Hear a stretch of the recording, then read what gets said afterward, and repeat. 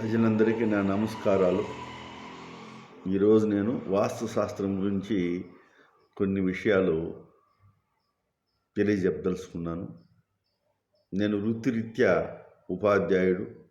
నా పేరు జేజుల్ రెడ్డి. నా వయసు 67. నేను కూడా చాలా వరకు వాస్తు శాస్త్రాలపైన పరిశోధన చేశాను.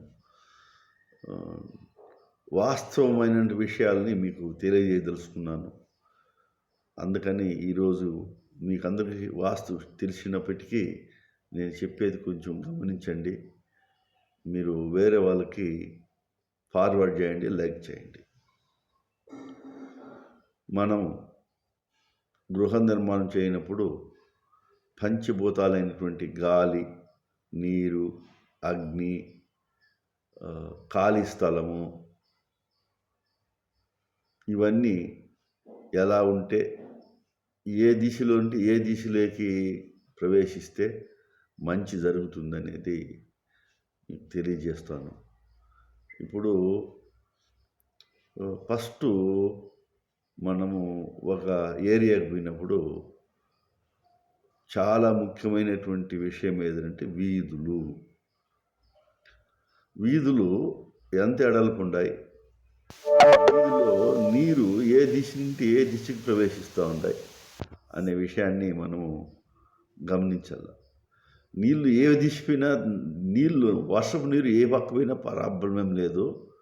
కానీ మనం గమనించాల్సింది ఏంటంటే నీళ్ళు ఆ వీధిలో నుండి దూరి ఈ పక్క ఆ పక్క వెళ్ళిపోతాయా, లేదు చెరువు కట్ట మాకు ఆ పక్కన కట్ట నీళ్ళు తన్నుకొని తిరిగి రివర్స్ పైకి వచ్చి మీరు కొన్న స్థలము మునిగిపోతుందా అనేది గమనించాలి. అందుకని ఫస్ట్ వీధిని గమనించి మనం తీసుకోవాలా. ఇల్లు కట్టేటప్పుడు వీధిని అనుసరించే కట్టాలి. ఇల్లు ఒక క్రాస్గా ఉండే వీధుల్లో మనము పక్కిల్ని అనుసరించి కట్టాలి. అంతేగాని నువ్వు ఒకటే సపరేట్గా దిక్సూసి పెట్టి ఇల్లు కట్టాల్సిన పని ఏమీ లేదు. దిక్సూసి అనేది 100% బోగస్. అది దిక్కులు నిర్ణయించవచ్చును. మనం ఏమన్నా సముద్ర ప్రయాణం చేస్తున్నాము, ఆకాశ గమనంలో ప్రయాణం చేస్తున్నాము. కాబట్టి దిక్సూసిని పెట్టి ఇల్లు కట్టాల్సిన అవసరం లేదు. అది ఎవరన్నా చెప్తే వాని యొక్క అజ్ఞానమే కిందకి వస్తుంది, కానీ వేరే ఏమి కాదు. కాబట్టి ఇల్లు. నెక్స్ట్ వీధి అని చెప్పిన వీధిలో రెండో అంశం వచ్చి, వీధికి ఉత్తర వీధి, దక్షిణ వీధి, తూర్పు వీధి అనేసి కొన్ని ఉన్నాయి. తూర్పు ఉండే వీధే మంచిది, ఇంటికి స్థలానికి తూర్పు పక్క వీధి పోతే మంచిది, స్థలానికి ఉత్తర పక్క వీధి పోతే మంచిది, పడమర పోతే మంచిది కాదు, దక్షిణ పోతే మంచిది కాదని కొంతమంది ప్రబుద్ధులు చెప్తున్నారు. అతనికి వాస్తు తెలదని చెప్పాలని నన్ను అడిగితే, ఏ పక్కన ఈది ఉన్నీలేండి, దోషం లేదు.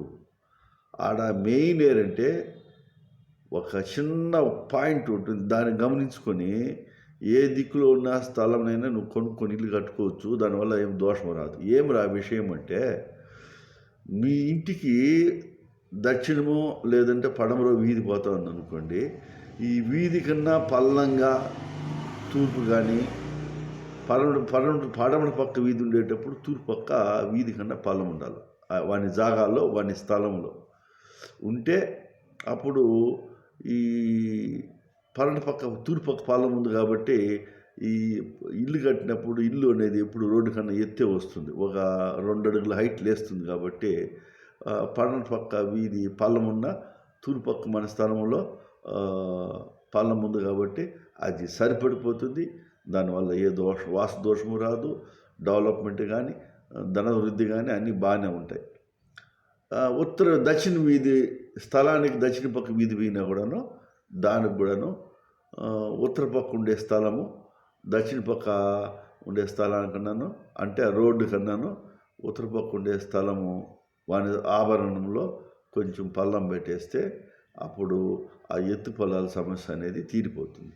అంతేగాని ఈ దిక్కులో ఉండేటువంటి ఇల్లే బాగా జరుగుబాటు ఉంటుందని చెప్పడము తప్పు. నాకు ఒక గురువు ఉండడు. ఆయన ఏం చెప్పారంటే, నాయన పరంట పక్క పోయేటువంటి వీధులు, ఇంటికి స్థలానికి పరంట పక్క వీధి ఉండే వాళ్ళకి జరుగుబాటు లేదనడం తప్పు. కావాలంటే నువ్వు తిరిగి కూడా చెప్పాడు ఆ మాట. ప్రాక్టికల్గా వీధుల్లో గమనించండి. ఏ వీధిలో ఎక్కువ ధనవంతులు ఉంటారనేది తెలుస్తుంది. పరంట పక్క మేముండేటువంటి స్థలంలో పరంట పక్క వీధి పోతాయి. అందరూ A to Z ఆ వీధిలో ఉండేవాళ్ళు మొత్తం ఆ దిక్కులో, అంటే ఇంటికి పరంట పక్క వీధి పోయేటువంటి ఇంటి యజమానులు అందరూ ఉద్యోగాలు చేసేవాళ్ళు. తూర్పు పక్క మా ఇంటికి ఇంకా ఆపోజిట్లో తూర్పు పక్క ఉండే ఇండ్లు ఉన్నాయి కదా, అందరూ కూలి చేసేవాళ్ళు. జరుగుబాటు విషయంగా ఎత్తుకున్నా, పరువు ప్రతిష్టల విషయంగా తీసుకున్నా తూర్పాకుండోళ్ళు ఏం పెద్దగా బతికింది ఏంలే. ఎందుకు ఇక్కడ తూర్పాకుండోడు దెబ్బతీసినాడంటే, ఇల్లు కడతారో, ఇల్లేమో ఉంటుంది బాగానే, వీధిని మెట్లు లేపుకుంటూ వచ్చేస్తారో, అప్పుడు వారి ఇంటి జాగాలో పరంట పక్క పల్లం అయిపోతుంది. అప్పుడు వాస్తు దోషం వచ్చి కూర్చుంటుంది అక్కడ. కాబట్టి వీధి అనేది నువ్వు ఉండే నివాసం ఉండే ఈ వీధిలో ఈ మిట్ట పొలాలు అనుసరించే ఆ ఇంటికి వాస్తులో బెనిఫిట్ అనేది వస్తుంది. కానీ ఈ దిక్కి తూర్పు వాకులు ఉండే ఇల్లు, పరంట వాకులు ఉండే ఇల్లు, ఉత్తర వాకులు ఉండే ఇల్లు అనే మాట చెప్పడం కరెక్ట్ కాదు. అది సరైన పద్ధతి కాదు. అంటే నీకు వాస్తుశాస్త్రము తెలిసిన వాళ్ళు సక్రమంగా నీకు గైడ్ లైన్స్ ఇవ్వలేదు కాబట్టి నువ్వు దెబ్బతింటా ఉంటావని చెప్తాను. ఇంకా మరి వీధి గురించి అయింది. ఇంకా స్థలము పోతానే పాత వాస్తుల్లో ఆ మట్టిని నోట్లో వేసుకుని ఋషి చూడు అని చెప్తారు. ఆ మట్టి ఏ ఋషి ఉంటే ఆ లక్షణాలతో అక్కడ నివసించే వాళ్ళ యొక్క